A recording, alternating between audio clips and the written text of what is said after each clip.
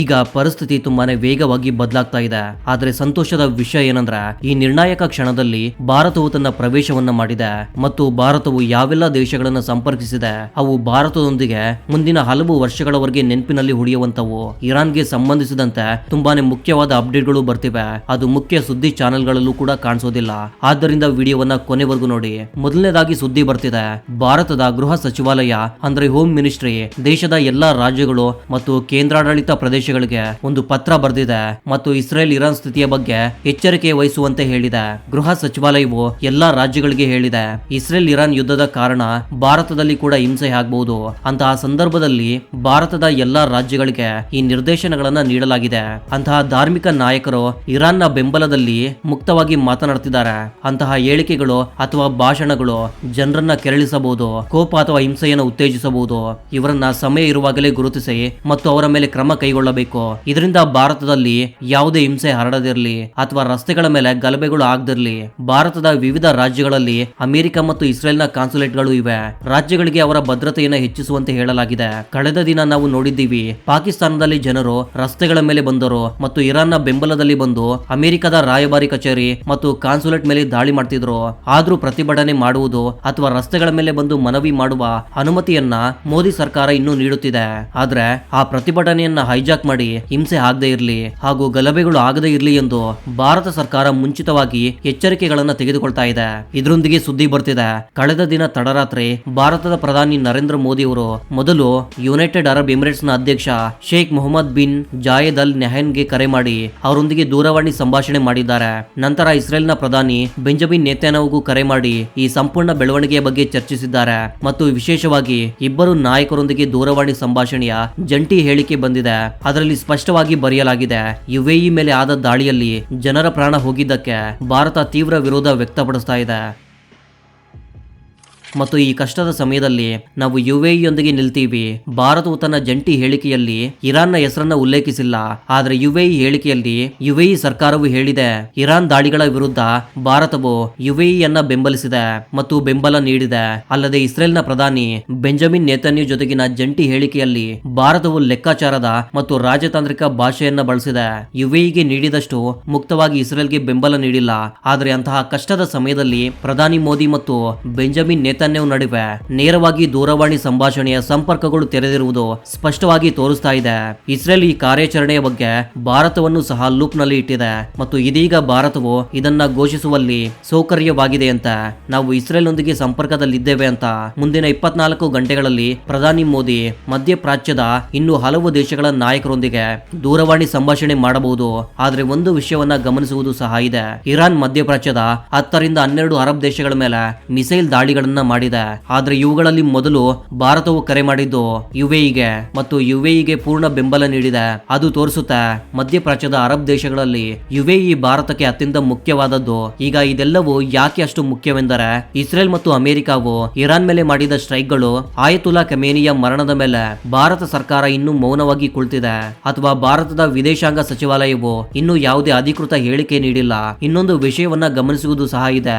ಕಳೆದ ದಿನ ತಡರಾತ್ರಿ ಪ್ರಧಾನಿ ನರೇಂದ್ರ ಮೋದಿ ಅವರು ಕ್ಯಾಬಿನೆಟ್ ಕಮ್ಯುನಿಟಿ ಅಂಡ್ ಸೆಕ್ಯೂರಿಟಿ ಅಂದ್ರೆ ಸಿಸಿಎಸ್ ನ ಒಂದು ಸಭೆಯನ್ನ ಕರೆದಿದ್ರು ಮತ್ತು ಇದರ ಜಂಟಿ ಹೇಳಿಕೆಯಲ್ಲಿ ಸಹ ಭಾರತವು ಇರಾನ್, ಇಸ್ರೇಲ್ ಅಥವಾ ಅಮೆರಿಕಾಗೆ ಯಾವುದೇ ಬೆಂಬಲ ನೀಡಿಲ್ಲ.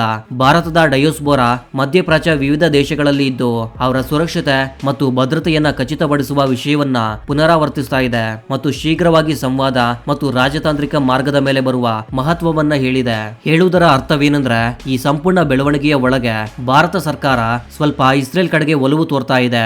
ಇರಾನ್ ವಿಷಯದ ಮೇಲೆ ಇಸ್ರೇಲ್ ಮತ್ತು ಅಮೆರಿಕಾಗೆ ಮೌನ ಬೆಂಬಲವೆಂದು ನೋಡಲಾಗ್ತಿದೆ. ಆದರೆ ಅದೇ ಸಮಯದಲ್ಲಿ ಇರಾನ್ ಮೇಲಿನ ದಾಳಿಯ ನಂತರ ಭಾರತದ ಕಾಂಗ್ರೆಸ್ ಪಕ್ಷವು ಒಂದು ಹೇಳಿಕೆಯನ್ನ ಬಿಡುಗಡೆ ಮಾಡಿದೆ. ಉಲ್ಲೇಖಕ್ಕಾಗಿ ನಿಮ್ಮ ಸ್ಕ್ರೀನ್ ಮೇಲೆ ಲೇಖನದ ಸ್ಕ್ರೀನ್ ಶಾಟ್ ಇದೆ ನೋಡಿ. ಕಾಂಗ್ರೆಸ್ ಪಕ್ಷ ಮತ್ತು ಅಧ್ಯಕ್ಷ ಖರ್ಗೆ ಅವರು ಹೇಳಿದ್ದಾರೆ, ಇಂಡಿಯನ್ ನ್ಯಾಷನಲ್ ಕಾಂಗ್ರೆಸ್ ಪಕ್ಷವು ಇರಾನ್ನ ಸುಪ್ರೀಂ ಲೀಡರ್ ಆಯತುಲ್ಲಾ ಖಮೇನಿಯ ಹತ್ಯೆಯನ್ನ ಸಂಪೂರ್ಣವಾಗಿ ತೀವ್ರವಾಗಿ ಖಂಡಿಸುತ್ತದೆ. ಇದು ಸೇನಾ ಸ್ಟ್ರೈಕ್, ಯಾವುದೇ ಔಪಚಾರಿಕ ಯುದ್ಧ ಘೋಷಣೆ ಇಲ್ಲದೆ ಮಾಡಲಾಗಿದೆ. ಅಂದರೆ ಯುದ್ಧದ ಘೋಷಣೆ ಮಾಡದೆ ಈ ದಾಳಿಯನ್ನ ಮಾಡಲಾಗಿದೆ ಮತ್ತು ನಾವು ನಮ್ಮ ಆಳವಾದ ಸಹಾನುಭೂತಿಯನ್ನ ಸುಪ್ರೀಂ ಲೀಡರ್ ಕುಟುಂಬ, ಇರಾನ್ ಜನರು ಮತ್ತು ವಿಶ್ವದಾದ್ಯಂತ ಶಿಯಾ ಸಮುದಾಯದೊಂದಿಗೆ ವ್ಯಕ್ತಪಡಿಸ್ತಾ ಇದ್ದೀವಿ. ಈ ಆಳವಾದ ದುಃಖದ ಸಮಯದಲ್ಲಿ ನಾವು ಅವರೊಂದಿಗೆ ಒಗ್ಗೂಡಿ ನಿಲ್ತೀವಿ. ಇದರೊಂದಿಗೆ ಕಾಂಗ್ರೆಸ್ ಪಕ್ಷವು ಭಾರತ ಸರ್ಕಾರದ ವಿದೇಶ ನೀತಿಗೆ ಅದರ ಮೇಲೆ ಜ್ಞಾನ ನೀಡಿ ಹೇಳಿದೆ. ಭಾರತದ ವಿದೇಶ ನೀತಿ ಯಾವಾಗ್ಲೂ ಈ ಬದ್ಧತೆಯ ಮೇಲೆ ಆಧಾರಿತವಾಗಿದೆಯಂತೆ. ಎಲ್ಲಾ ವಿವಾದಗಳನ್ನ ಸಂವಾದ ಮತ್ತು ಮಾತುಕತೆಯ ಮೂಲಕ ಶಾಂತಿಯುತವಾಗಿ ಪರಿಹರಿಸಬೇಕು ಮತ್ತು ಅಂತಾರಾಷ್ಟ್ರೀಯ ಕಾನೂನನ್ನ ಸಂಪೂರ್ಣವಾಗಿ ಗೌರವಿಸಬೇಕು. ಯಾವುದೇ ಸಾರ್ವಭೌಮ ರಾಷ್ಟ್ರದ ನಾಯಕತ್ವ ಮತ್ತು ಅಲ್ಲಿನ ಆಡಳಿತ ರಚನೆಯನ್ನ ಬಲವಂತವಾಗಿ ಬಲದ ಬಳಕೆಯಿಂದ ಅಸ್ಥಿರಗೊಳಿಸುವುದು ಇರಾನ್ನಲ್ಲಾಗ್ಲಿ ಅಥವಾ ಅದಕ್ಕಿಂತ ಮುಂಚೆ ವೆನಿಜುಲಾದಲ್ಲಾಗ್ಲಿ ಇದು ರೆಜಿಮಿನ್ ಚೇಂಜ್ ಡಾಕ್ಟ್ರಿನ್ ಯುನೈಟೆಡ್ ನೇಷನ್ ಚಾರ್ಟರ್ಗೆ ವಿರುದ್ಧವಾಗಿದೆ. ಅದು ಎಲ್ಲಾ ದೇಶಗಳ ಭೂಪ್ರದೇಶದ ಸಮಗ್ರತೆ ಅಥವಾ ರಾಜಕೀಯ ಸ್ವಾತಂತ್ರ್ಯದ ಹಕ್ಕನ್ನ ನೀಡುತ್ತದೆ. ಒಂದು ಏಕೈಕ ರಾಷ್ಟ್ರ ಮುಖ್ಯಸ್ಥನ ಹತ್ಯೆ ಮಾಡುವುದು ಎಲ್ಲಾ ಅಂತಾರಾಷ್ಟ್ರೀಯ ನಿಯಮಗಳ ಕೋರ್ ಮೇಲೆ ದಾಳಿ ಮಾಡುವಂತಿದೆ ಮತ್ತು ಕಾಂಗ್ರೆಸ್ ಪಕ್ಷದ ಇದು ನಂಬಿಕೆಯಂತೆ. ಪ್ರತಿ ದೇಶ ಮತ್ತು ಅಲ್ಲಿನ ನಾಗರಿಕರ ಹಕ್ಕು ಅದು ಅವರು ತಮ್ಮ ರಾಜಕೀಯ ಭವಿಷ್ಯವನ್ನ ತಾವೇ ನಿರ್ಧರಿಸುವುದು. ಯಾವುದೇ ಬಾಹ್ಯ ಶಕ್ತಿ ಅದಕ್ಕೆ ಹಕ್ಕಿಲ್ಲ. ಅದು ಬೇರೆ ದೇಶಕ್ಕೆ ಹೋಗಿ ಅಲ್ಲಿ ರೆಜಿಮ್ ಚೇಂಜ್ ಇಂಜಿನಿಯರ್ ಮಾಡುವುದು ಅಥವಾ ಅದರ ನಾಯಕತ್ವವನ್ನ ನಿರ್ದೇಶಿಸುವುದು ಅಂತಹ ಹೆಜ್ಜೆಗಳು ನಿಜವಾದ ನಿಯಮ ಆಧಾರಿತ ಅಂತಾರಾಷ್ಟ್ರೀಯ ವ್ಯವಸ್ಥೆಗೆ ಪೂರ್ತಿಯಾಗಿ ವಿರುದ್ಧವಾಗಿದೆ. ಇದು ಕಾಂಗ್ರೆಸ್ ಪಕ್ಷದ ಹೇಳಿಕೆ. ಕಾಂಗ್ರೆಸ್ ಪಕ್ಷವು ತನ್ನ ಹೇಳಿಕೆಯಲ್ಲಿ ಎಷ್ಟು ಮುಕ್ತವಾಗಿ ಇರಾನ್ ಅನ್ನ ಬೆಂಬಲಿಸಿದೆ ಅಂದ್ರೆ ಅಷ್ಟರ ಮಟ್ಟಿಗೆ ಚೀನಾ, ರಷ್ಯಾ ಮತ್ತು ಪಾಕಿಸ್ತಾನವೂ ಸಹ ಇರಾನ್ಗಾಗಿ ಅಷ್ಟೊಂದು ಭಾವುಕ ಹೇಳಿಕೆಗಳನ್ನ ನೀಡಿಲ್ಲ.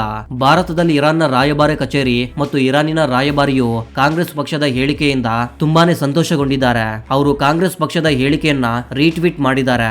ಆಶ್ಚರ್ಯದ ವಿಷಯ ಏನಂದ್ರೆ ಬಾಂಗ್ಲಾದೇಶದಲ್ಲಿ ಹಿಂದೂಗಳ ಹತ್ಯೆ ಆಗ್ತಿರುವಾಗ ಮಾತ್ರ ಭಾರತದ ಕಾಂಗ್ರೆಸ್ ಪಕ್ಷದ ನಾಲಿಗೆ ಎಲ್ಲಿಗೆ ಹೋಗಿತ್ತೋ ಗೊತ್ತಾಗ್ತಿಲ್ಲ.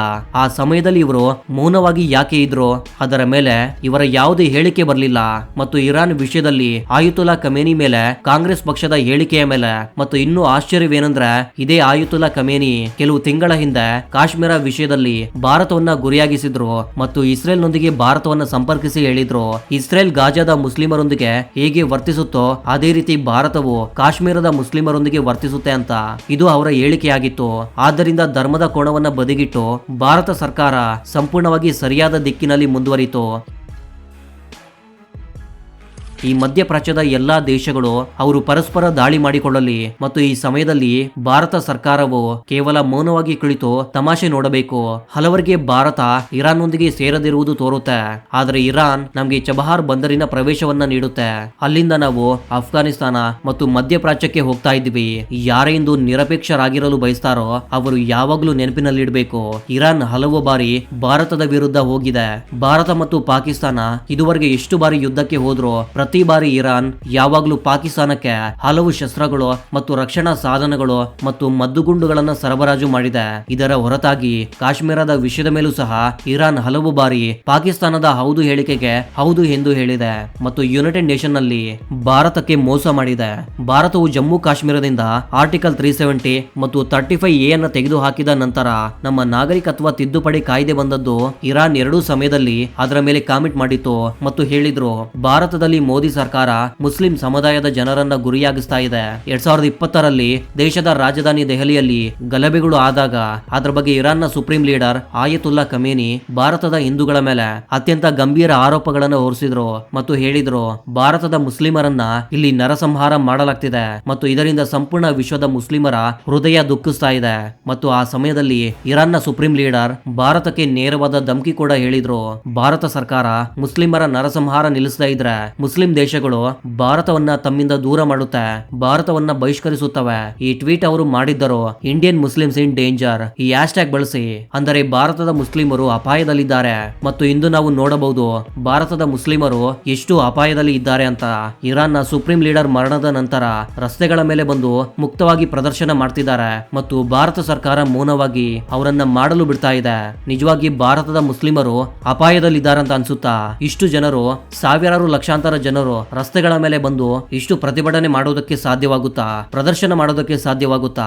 ಆಯತುಲ್ಲಾ ಖಮೇನಿ ಮರಣದ ಮೇಲೆ ಈ ಸಂಪೂರ್ಣ ಗಲಭೆ ಮಾಡಲಾಗ್ತಿದೆ. ಇದು ಸಾಧ್ಯವಾಗುತ್ತಿದೆ.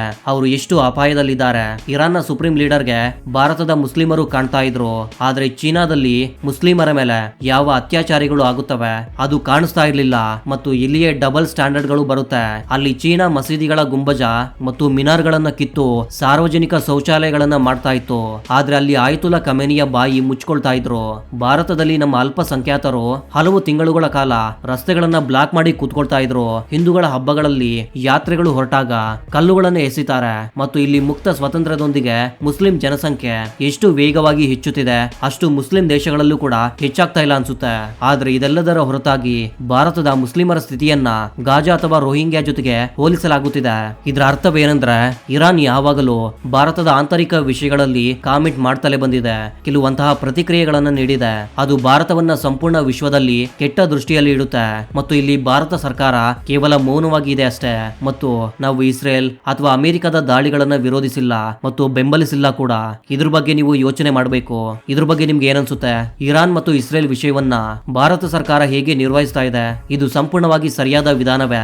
ಹೌದಾ ಅಥವಾ ಇಲ್ಲವೇ? ಕೆಳಗೆ ಕಾಮೆಂಟ್ ಮಾಡಿ ನಿಮ್ಮ ಅಭಿಪ್ರಾಯವನ್ನ ಹೇಳಿ. ಪ್ರತಿ 24 ಗಂಟೆಗಳಲ್ಲಿ ಜಿಯೋ ಪಾಲಿಟಿಕ್ಸ್ ಅಲ್ಲಿ ತುಂಬಾನೇ ದೊಡ್ಡ ದೊಡ್ಡ ಬದಲಾವಣೆಗಳು ಆಗ್ತಿವೆ ಮತ್ತು ಭಾರತಕ್ಕೆ ಹೊಸ ಸವಾಲುಗಳು ಬರ್ತಿವೆ. ಇದೇ ರೀತಿಯ ಮತ್ತೊಂದು ಇಂಟ್ರೆಸ್ಟಿಂಗ್ ಆದ ವಿಡಿಯೋದ ಜೊತೆಗೆ ಮತ್ತೆ ಸಿಗೋಣ. ಅಲ್ಲಿವರೆಗೂ ಜೈ ಹಿಂದ್, ಜೈ ಕರ್ನಾಟಕ.